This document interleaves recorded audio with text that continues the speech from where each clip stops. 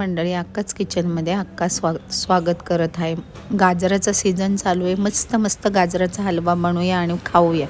त्यासाठी छान मोठी मोठी गाजरं आणली, ती स्वच्छ धुतली, तिची सालं काढली, छानपैकी किसून घेतली. साखर, काजू बदामचे, वेलची पूड, तूप, केशर, दूध, छानपैकी साहित्य घेतलं आणि गाजराचा हलवा करायला सुरुवात केली.